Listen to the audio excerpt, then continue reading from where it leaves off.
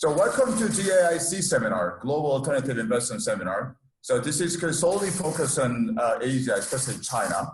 So along with the growth of the Chinese economy, the basis of alternative investment markets in China, such as VCs and Ps, are on the rise right now. As you know, the recent economic growth has been pessimistic owing to the US-China trade, obviously also coronavirus. The growth of the economy as well as alternative investment market has been greatly under passive states, very unfortunately.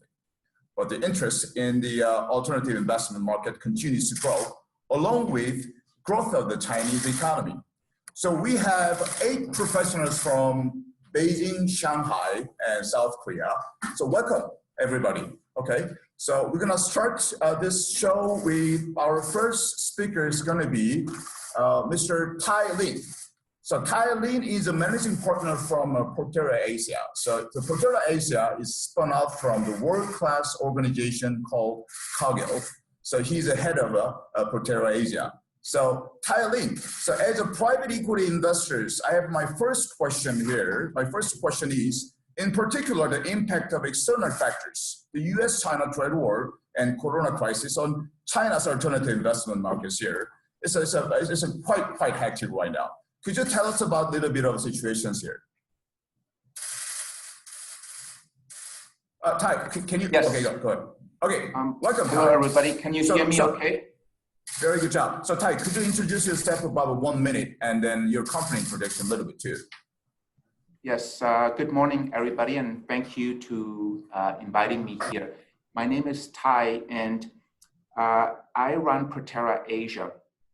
Proterra Investment Partners is a private equity fund manager that was spun out of the US company called CAGIL several years ago.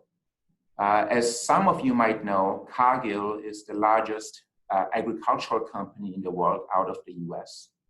And so as a result, Proterra Investment Partners focuses on investing in food and agricultural businesses. In fact, I think the GAI ranking just ranked us as the largest private equity firm in the world focused on this area. We manage a total of roughly $3 billion in PE funds, all focused on food and agri. And out of the 3 billion, we have approximately 1.3 that is for Asia. So I've been with the group for 13 or 14 years, starting from when we only had $70 million. And so, you know, over the years, we have built the investment category into what I think is a very interesting and promising investment category, especially if you talk about Asia. So Winston views on the state of affairs as it relates to China and all the external factors that we are seeing. I think there is 3-4 different important factors that are currently top of mind. And maybe I can keep it very short, and you know, if you want, I can elaborate. But I would say number one, there's obviously a trade war, and in general, I think a little bit of a political war that has been ongoing since a couple of years. And I think what this leads to is that the Chinese government is more and more trying to focus on internal consumption and its internal economy. I think as it relates to the food sector, for example, maybe you know that the global supply chains for food have already been quite disrupted because of logistics and politics. So what it means for us is in our investment strategy, we always invest or build companies that produce local food for local consumption. And so I think over time that will actually be something we see more of, a little bit less of international trade and more local production. It's a politically important sector for most countries. I think the second external geopolitical factor that's going on is there's a lot of political instability. You know, there's things happening in Hong Kong, and now there are things happening in the US, and all the while there were things happening between China and India. And so a lot of political instability, I think, also focuses the Chinese government to focus on really caring about the social stability inside the country. In the last NPC meeting, what we have seen, for example, military spending is up. So that's a sign for the need to fix political stability. We have seen that the government has not come out with a GDP target, very unusual and for the first time ever. And that's because they want to focus on preserving jobs, getting medium-sized businesses back to work. And all these things are here to promote social stability. And the economy and everything else is maybe a little bit a secondary result of social stability. I think the third thing, obviously, that's front and center has been the whole coronavirus crisis. My view is that a country like China has entered the crisis in a much healthier economic state than many of the other countries in Asia or even in the West. And so China is coming out of this crisis faster and healthier. And what it leads to is, I think, an economy where a lot of businesses are starting to become successful again. And what it means for us is that there is currently a buyer's market. It's a very interesting time to make investments. I think it's no different from the SARS crisis from, I think, 13 or how many years ago? No, 18 years ago, I think. And if you look historically, the 2 years after the SARS crisis was historically, I think, one of the best times to make investments. What's a little bit different this time is the stock markets are still very, very high. And so the opportunity to go into private investments has a lot of advantages at the moment, not just valuation, but especially for China, you can go into the business, you can take care of the business, you can fix the business. You don't need to rely on other people to report the right things, and you can actually be part of the management and control everything in the private markets. Finally, I would say that in general, I feel like because of everything that's happened, another factor that's front and center is that there's currently a little bit of mistrust, I think, with everything that's going on in China and the US and China and other countries in China. And I think it also leads to a situation where there's a bit less money, especially from the US or Europe, chasing opportunities in China. People are more risk averse. Some institutions are not even allowed to allocate to China anymore out of the US. And so even though I think that the opportunities for the next 2 years are really, really good, there will be less capital coming out of the West looking at these opportunities. So I can feel that there's a little bit of opportunistic time, especially in the private markets, especially in food, because the coronavirus also will focus governments and consumers on food safety and proper food procedures. And so those are, in my view, all the things that are going on a more macro level, and the resulting consequences of those trends. So sounds wonderful, Tai. Thank you so much. I have one question. With my recent conversation with you, we actually mentioned that there must be a strong Chinese government support for food and agriculture. Could you actually very shortly talk about these to the audience, if you don't mind? Yeah. Food and agri in the past has never been a proper investment category. If you think 20, 30 years back, you had technology, consumer, energy, financials, whatever. But only over the last 15 years, it has become a real category.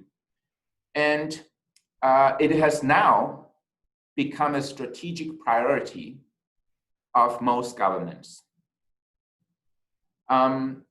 If you look at the total GDP contribution of food, depending which country, but let's say it's 10%. The institutional capital behind food is only 1%.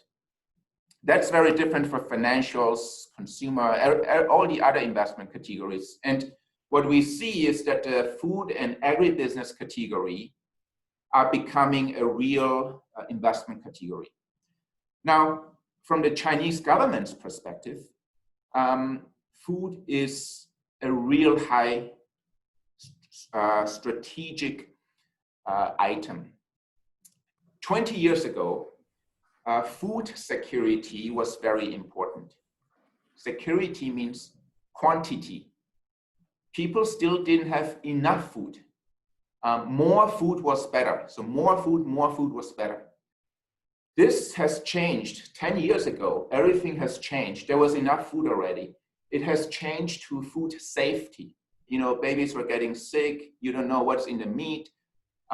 It wasn't safe. The government was focused on food safety. Today, what we see is there's enough food.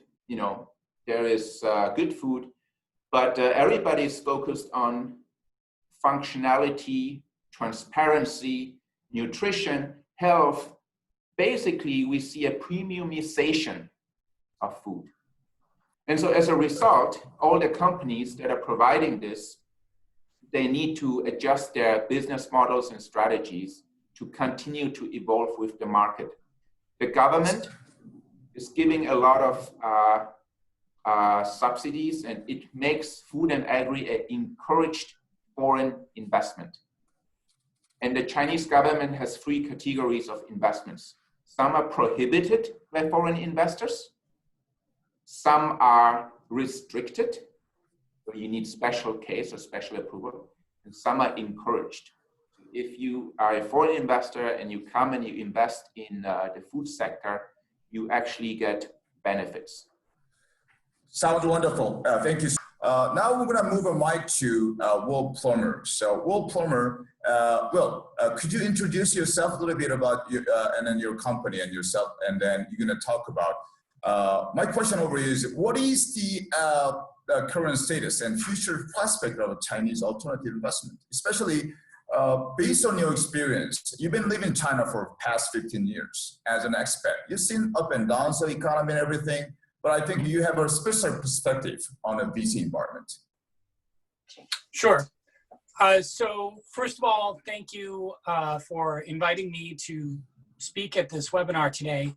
It's great to be with such a super group of guests, and thanks, Ty, for sharing your insights on the food market. That was great. So first, just a little bit about myself.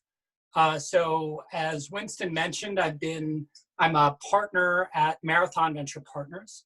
I've been in Shanghai now for 15 years, having first come to China 24 years ago, so quite a long time, and have my family and everything based in Shanghai. Let me talk a little bit about Marathon Venture Partners, our approach, and why we think this is such a compelling investment, and not just us, but the broader venture and PE opportunity as an alternate asset class. So we are a venture capital fund that focuses on making early stage investments in China's healthcare sector.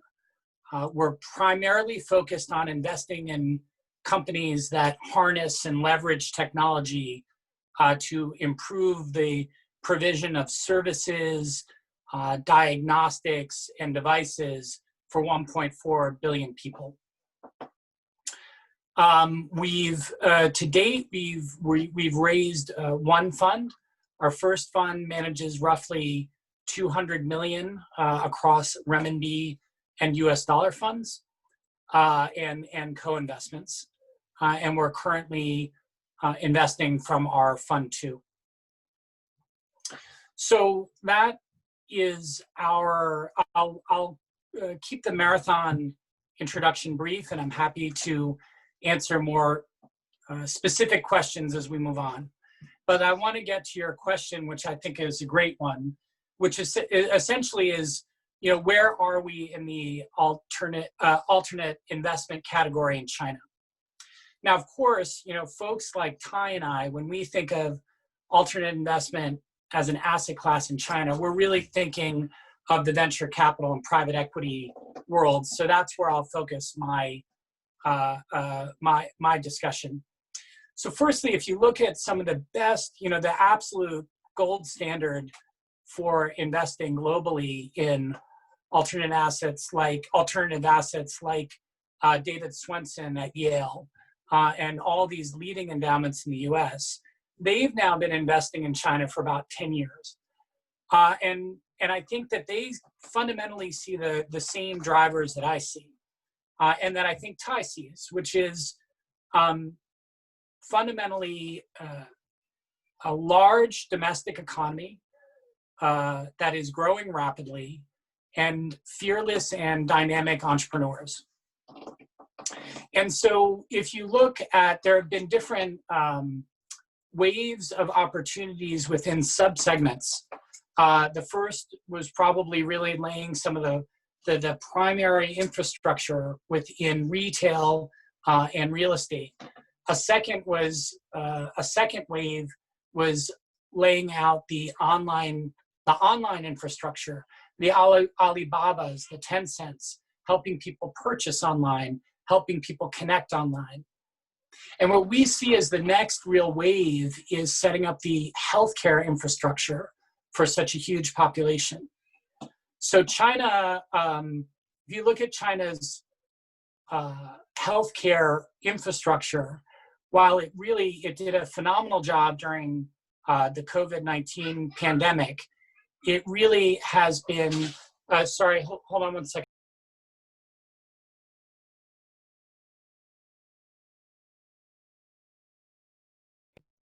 So part of, had a sun intrusion there, so apologies for that. Don't worry about it. Like, part of life in quarantine, so apologies to everyone. But does anyone else have kids under 10, just by a show of hands? Yeah, so how many of you had your son interrupt you on a call? So hopefully some of you at least can understand that. So let me get back I'll link that in. So China and Chinese leaders are thinking about caring for 4-year-olds like my son, even though he's not Chinese, but thinking of caring for the next generation and thinking of caring of the elder generation. And so I think that again, they've signaled very clearly, the Chinese government, that this is something that, you know, Ty spoke of the premiumization. I think we're seeing that in healthcare as well. There's as consumers have more purchasing power, they want to upgrade not just their consumer goods, but their quality of healthcare. And the Chinese government realizes that this is also a very critical component to keeping the middle class happy. And so that is just creating a huge array of opportunities to provide better services, to provide better reimbursement systems that allow people to pay for and take elective surgeries or other forms of critical surgeries, and also better diagnostics and better devices that are more suitable for the local market. And I'll stop there, Winston, if you have specific follow-up questions. all right, sounds wonderful. According to a lot of data we have over here, it's very interesting because of this lockdown, you know, the national economy of China at the same time that, as you know, like world economy is pretty much on the very stalled stage right now. So, I mean, what I'd like to hear is your opinion on Chinese like a healthcare industry. I mean, we've seen some of our clients, I mean, the consulting business, they've been actually asking lots of different interesting questions to us, see if, how they enter China, especially they're in the healthcare industries. what is your view on Chinese government policies to increase interest of the China, especially on healthcare side? Sure.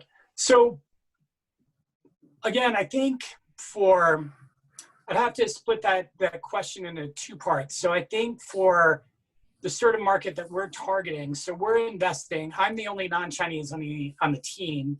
We're really a local team investing in local opportunities.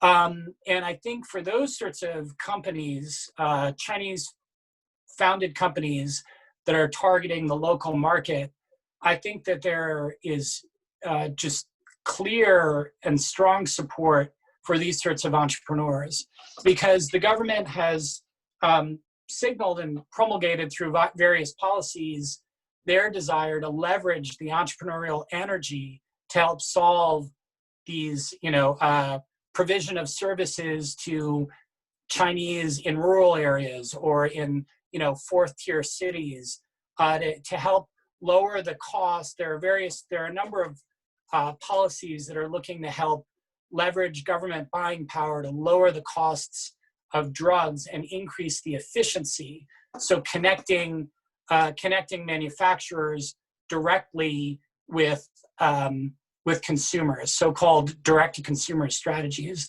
And the government has been very supportive of allowing experimentation in these spaces.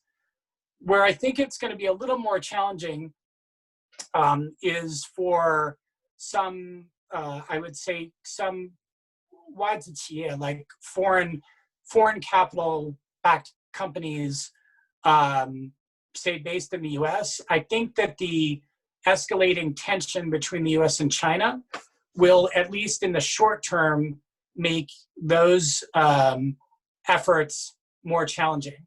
But what that really does is create a huge opportunity for the domestically grown companies that have these outstanding teams to capture the market. Okay, thank you so much, Will. We have another special guest joining the call from Beijing. Hi, Sichen. How are you? Hello? Please hi, unmute, right? Hi, Winston. Hi, Sichen. How are you? So, great, hey, great. Sichen, could you introduce yourself a little bit, and in probably 1 minute, and your company? And then it's actually quite good to see you over here. Because Sichen has a very special background, and then he, as an entertainment and IT professional, his investment is amazing. He invested in a company called the Kunlun Fight. I think you asked it about 100 times, right? As a VC professional. Yeah. Okay. Give or take, yeah. Yeah. Okay. Sichen, could you go ahead? And my first question to you is, during this area here, the current status of future prospects of the Chinese alternative investment market here, especially you are quite good at understanding. Your understanding is amazing when it comes to entertainment, at the same time IT industries, right? And as a venture capital investor, so how would you see this pandemic crisis and then at the same time that U.S. trade war is impacting China? First of all, thank you very much for BCC and Winston for inviting us. This is a great privilege to have the opportunity to join the webinar. So just a little bit of information regarding myself. So we started our company back in 2015 after I dropped out from Wharton. And we focused actually on sports and entertainment, which unfortunately was the industry that were hit hardest by the coronavirus. And on the separate line of business that we also started our family office as well as venture investment arms as well as the IB arms 3 years ago. And the IB business we've started to focus on this year. It's called Private Partners. We help overseas investors and domestic investors to better navigate the Chinese venture capital market and PE market and also secondary market as well. So coming back to your question, I think this is there is tremendous opportunities in these tremendous times. As Ty and William spoke about the decoupling of China and America, while some capital from America actually prohibited from being investing in China, this actually creates a huge opportunity to invest in China right now. for several reasons. For one is because China simply needs additional capital to fund its growth. So if we look at before, the Chinese GDP was mainly driven by export, domestic investment, and consumption side was really underlying weakness. And now, given that export has been falling sharply since the beginning of the year, and investment in China activities has not been driven by domestic entrepreneurship, but by Chinese government. The government fiercely needs additional capital to be injected into the domestic economy. Hence, if you look back the policy since the end of last year, given the China and the US trade war, the final first stage of the trade war actually settles on very crucial element to invest in China, is that China has to open up its economy in a lot of the critical areas which were prohibited for foreign investors to invest in the past. And this actually includes finance industry. So if we take a look at the most fearful factor that a lot of the foreign investor that has to invest in China before was that if they invest in China, they would not be able to get the money out. And the Chinese government has dedicated a lot of effort in order to solve this problem. And policy has been given in areas like Dabanqu, which is the area of Guangdong province, to solve this issue over time. And coming to the second problem is that given that there is decoupling between US and China, we very likely to see there will be two different standard systems over the long run, where China will use Huawei and America will come with something else. And this factor is likely to have implications in several different industries, including from 5G, technology-driven infrastructure, medical, as well as data-driven internet companies.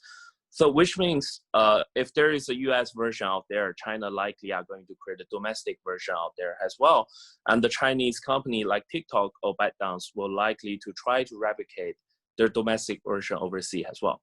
So in this area, then we will see a tremendous investment opportunity because China still represents for 1.4 billion populations. So any company that grown based upon domestic ground will likely become a equivalent kind of company that at least have a market size of what's grown from US or from Europe. So to answer your question, Winston, the pandemic and the decoupling of China and US relationship has created a lot of challenge to invest in China. But at the same time, the opportunity actually grow out of this challenge, because there are less capital being allocated to a lot of the fast-growing industry in China from the US, and this gap is waiting to be filled by other foreign investors. Thank you.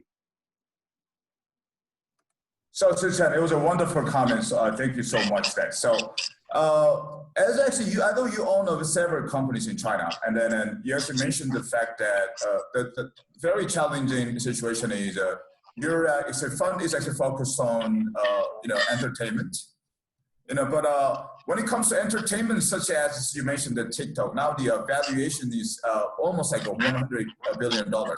So people say it's going to be more than $200 billion in the future. How do you see this type of entertainment sector's growth in the future? Could you actually mention very briefly about this? Oh, yes. I mean, by all means, we have been very actively engaging with a lot of the buyers. We ourselves represent more than two or three buyers with capital size, dry powder with more than $30 billion. They're actively looking for ByteDance. And the reason is because the revenue growth and the market growth has been driven by its profitability and revenue, and also has been enhanced during the pandemic period, because people have to spend online and has to entertain themselves online.